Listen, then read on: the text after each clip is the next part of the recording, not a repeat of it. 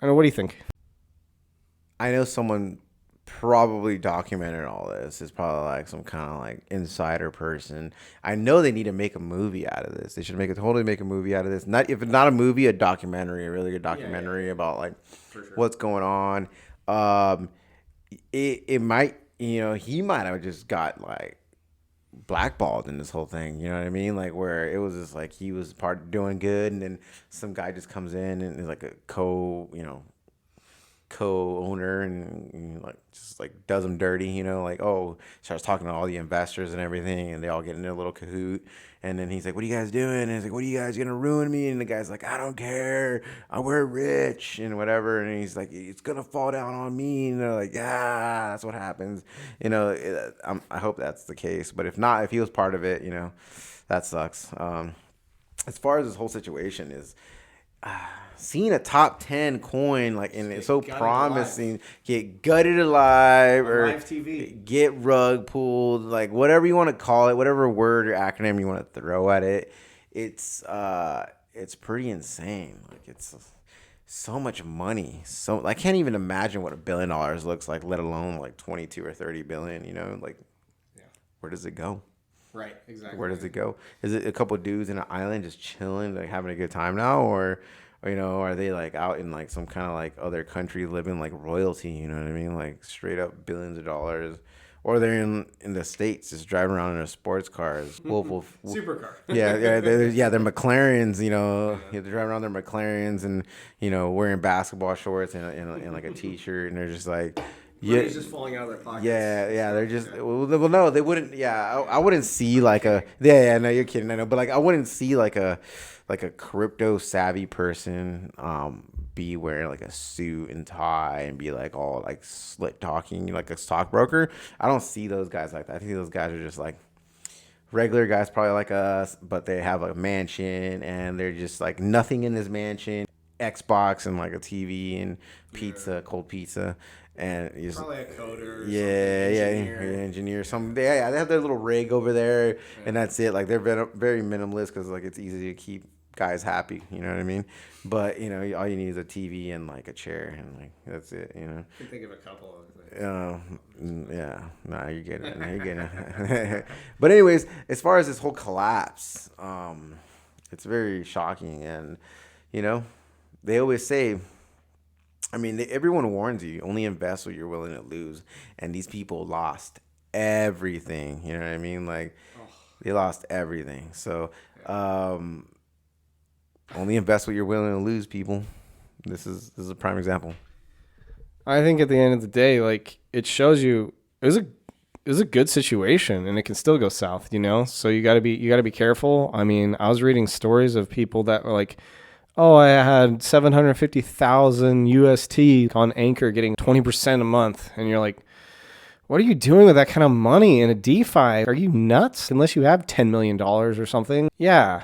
I mean, people are like, oh, I saw tons of stories online on Reddit and stuff. Like, oh, I lost $1 million, $2 million, $3 million. I'm going to jump off a bridge. I'm going to commit suicide. Like all this crazy stuff. It's real life. At the end of the day, like, I'm sure some people are making that stuff up, but a lot of people aren't. And it's really sad, but you got to diversify too. Pick a couple coins, a couple projects. Obviously, if you want to dump a ton of money into anything, I mean, you want the safest ones. You want the blue chips. Terra's been around for like a couple of years, maybe 4 at tops, really like 2 or 3. At the end of the day, you got to go like in the back of your head, hey, maybe this isn't safe. I shouldn't be dumping over, I don't know. I don't have a number. It depends how much money you have, but like 5K, 10K, I don't know, you're feeling ballsy, but 20, but like you shouldn't be doing that. It seems really crazy to me, especially once the money's already made. My thought is like maybe you put in enough money just to get enough passive to cover a lot of your bills. Maybe. If you want to do it that way, but who the hell is putting in 100K into like a DeFi thing that's been around for 2 years? You don't deserve to have that money. I sort of feel like at that point. So, but as we were talking about, Leo and I too, with the whole crash and stuff, like a lot of people, me and him are pretty good because we still have all our assets. People could borrow and, use leverage and shorting, and it's like they just get liquidated left and right when stuff crashes, even when it crashes 30%, much less this one. So many people get wiped out. Because people get wiped out, more people get wiped out into them and them and them. So when everything's good, I mean, you can make like a killing, but if you're using too much leverage, you're honestly, even any at these rates, like you're going to be hosed. So, I mean, honestly, we're doing pretty good compared to a lot of people, but that's just a hard lesson to learn. And I guess people just want to gamble, like, oh, if I can leverage like 50%, then I just don't get it. So, but anyways, sort of doing my Luna research. Yeah, I watched that stuff. It was definitely spectacular. And honestly, yeah, like I only had like probably 5 or less than 10%. I mean, I was doing pretty good when it was up, but it's okay. It didn't really hurt me nearly as much as all these other people, and I would never be putting that kind of money into something. Like, it's got to be around at least a half a decade before I start considering it. But these are all like the wallet addresses of the top 100 richest Bitcoin addresses, and Luna was their foundation was in like I think the top 10, top 5.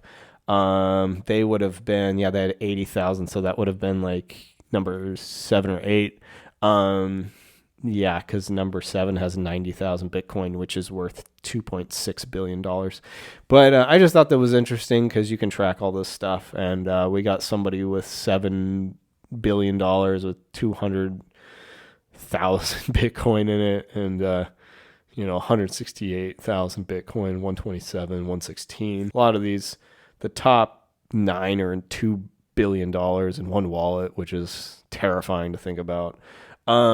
Just how much money you can put in one little space. Like, there's a good reason to have money in crypto, right? You can't put that in any physical form.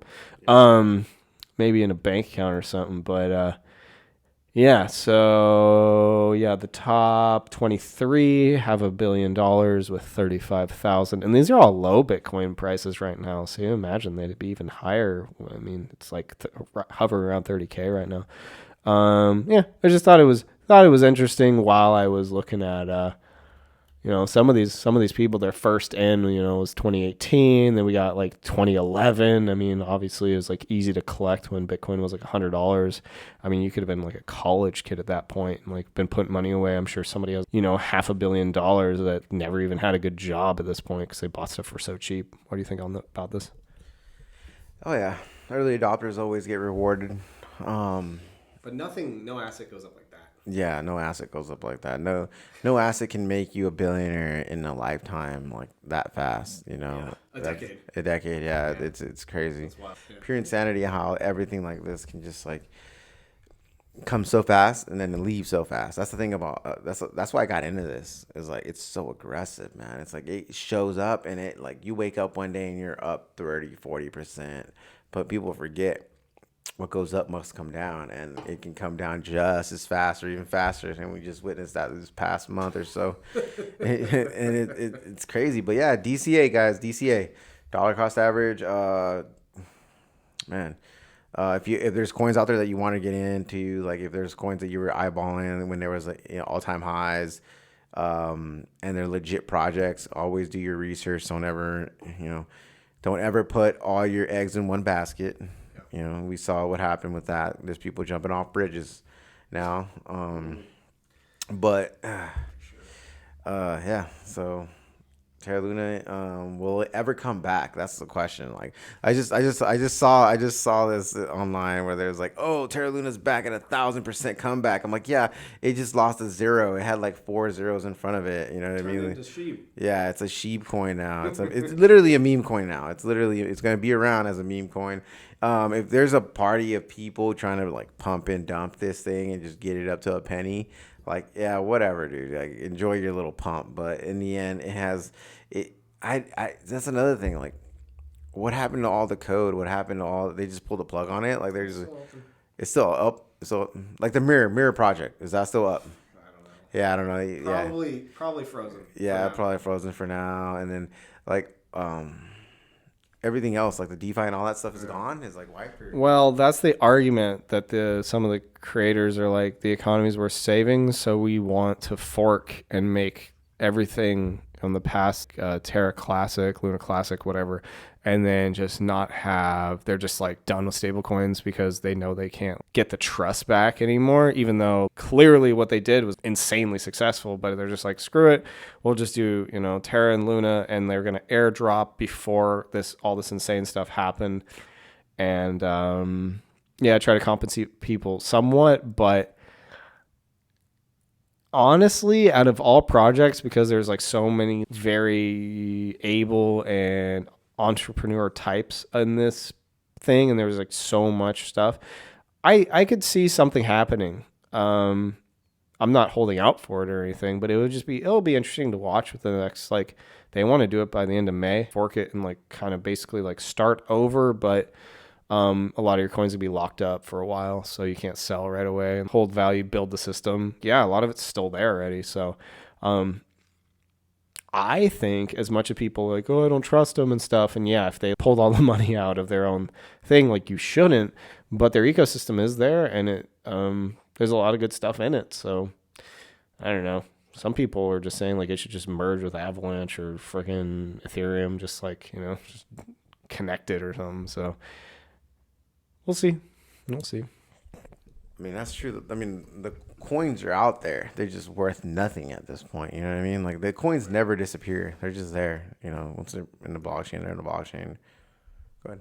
Well, another funny thing is I think the protocol automatically started to make Luna to compensate for the price to absorb. So it went from like 300 million, and the cap was only supposed to be under a billion. I think they burned a bunch of them, so even like under 800 million. But it never expected UST to go so low for so long. It actually just started printing and Luna, and it just never stopped. So there's like 6 or 7 trillion now, and they've just been slowly burning a bunch of them because obviously they're going to be hyper useless. So yeah, definitely went the other way. It is funny. We were talking about like people were like, oh, it's coming back. I'm seeing like weird YouTube videos that are like in denial that I won't even watch, but like, oh, it's stabilizing, it's coming. Like, what are you talking about? There's like 4, 5, 6 zeros in front of that one. Like Terra's not coming back. Yeah, if they fork it, whatever, and kind of do a reset, I think it's very possible. I think it's still a long shot, but coming back as it is, and people are buying hundreds of thousands because they're like, well, if it comes back, it's become a sheep. Like, it's sheep. It's the same thing. So like, oh, it goes up a little bit, I'll have millions of dollars. KSI, one of the famous YouTubers, I think I sent you a picture. It was really funny. I think he had $2.8 million in Luna, and now it's worth like $1,000. Ugh, it's crazy. Yep, it's all gone. It's all gone. Oh yeah. So the coins are still out there. It will definitely be another meme. It's now another meme coin, like literally another meme coin. Honestly, I don't really see a comeback. If anything, they should just create. And also, oh yeah, this is what I was gonna say. People think it's gonna come back, but there's so much legal action going on right now that there's no way they can bring this thing back. Like, it would take like a massive amount of people to do like an AMC or like what was the other company they're doing AMC and GameStop. Yeah, GameStop. Like it wouldn't just be like hundreds of thousands of people. Had to be like millions of people to get in on this, because it's just the way it happened. It was like Alex said. It literally just started making more coins, and where they are in whatever wallet they are, I don't know, but they're there, and it brings the price down. So it's not like a stock where it just retains the actual share value. So who knows what's gonna happen? Trillions of coins on people that aren't doing anything with it is not a good sign. Yeah. It's not gaining any value. Yeah, even if they decide to burn them, dude, like the trust is gone. Like, they literally just screwed themselves. Yeah, before all this happened, it just said Luna Foundation Guard total Bitcoins now stand at 80,394, just shy of 3 billion. And then UST had $18.4 billion worth of stable coins. It's pretty incredible. And then after this happened, We got LFG reserves dwindled just to 313 Bitcoins from 80K after UST crash. The announcement comes after criticism, the Luna Foundation guard, the lack of transparency. Because, like, really, how are you going to get away with something like this? If you're a dude that hacks somebody, something, you're anonymous, maybe, but, like, South Korea is very unhappy with them. The UK is like, come over here and explain what happened. There's a lot of heat. I don't think you're dumb enough as the team to try to do this. It's not going to happen, right? Like, somebody has forensic data eventually. It's not out yet. Yeah. I just don't think you're that guy. I think he is bummed, but maybe he still knew something, you know? So Luna Foundation guard officially stewards Terra's Bitcoin reserves released a statement on Monday documenting how to disperse millions of dollars worth of crypto and its failed attempt to maintain the peg of stablecoin Terra UST.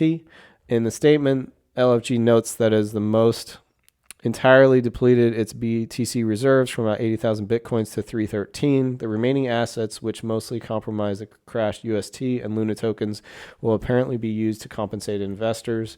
In subsequent tweet, LFG denied accusations that bailed out whales with Bitcoin trove. There was never any deal for insiders to exit. LFG funds were merely used squarely within its mandate to help protect the peg. As of Saturday, May 7, 2022, Luna Foundation Guard has reserve consisting of the following assets.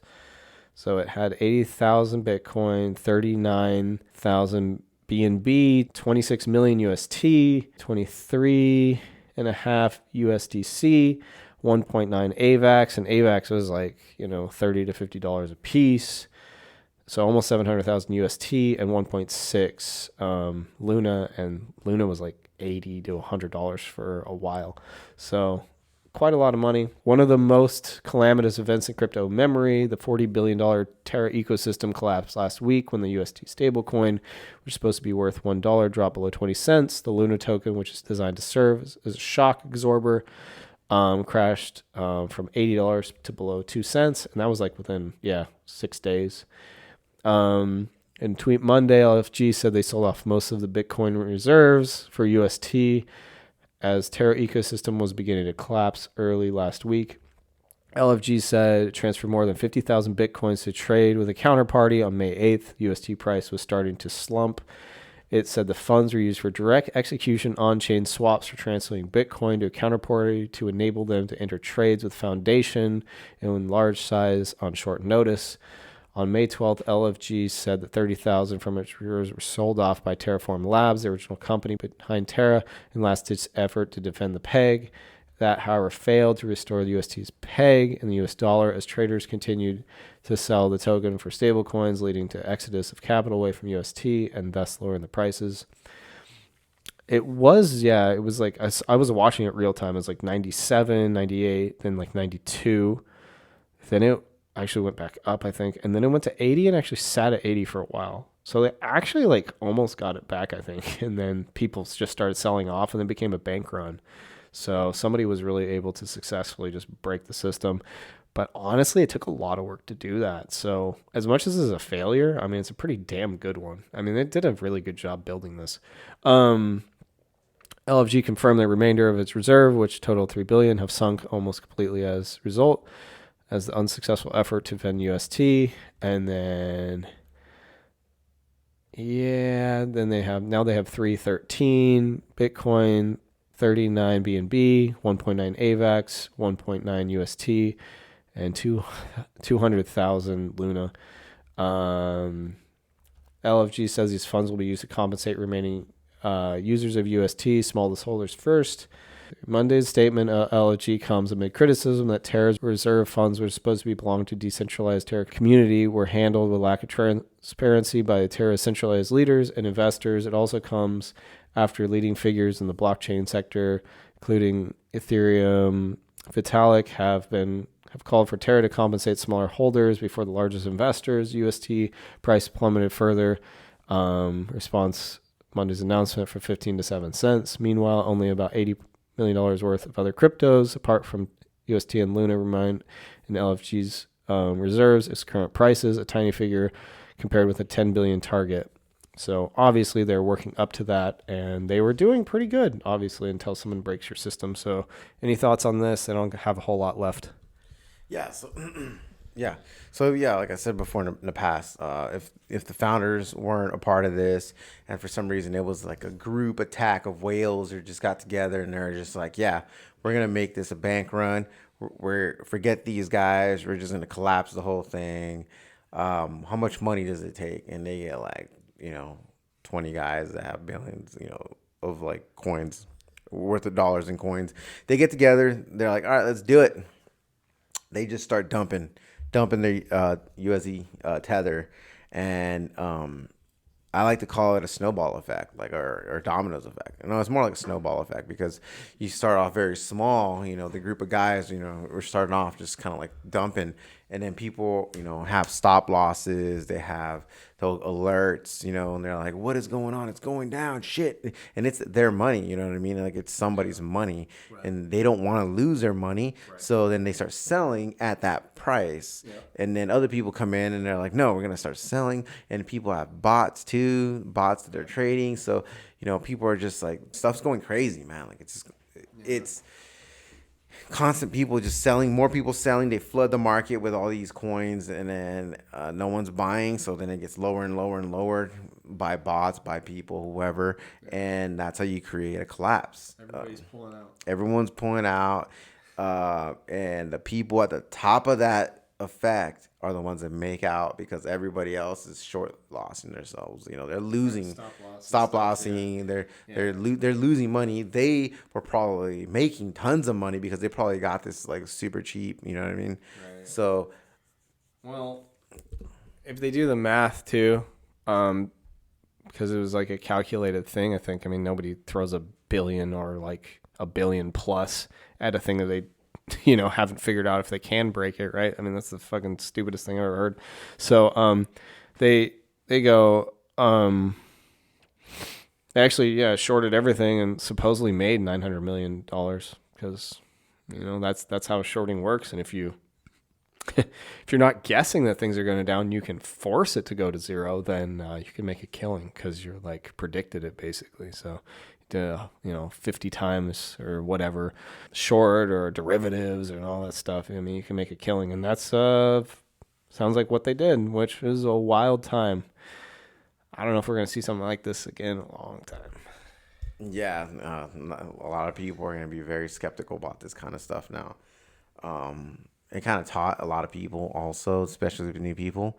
How they always say like, oh, take profits, or like, take your initial investment out and leave your profits in. And when stuff like this happens, you're not really sweating it because it was just all profits at that point. It's like, it's not really your money. You still have your money. So yeah, I hope that this teaches people also on how to like invest more, and like it's an expensive lesson, but you have to learn somehow. Yeah. Predicting the market is anybody's guess. Yeah. Unless you're a billionaire.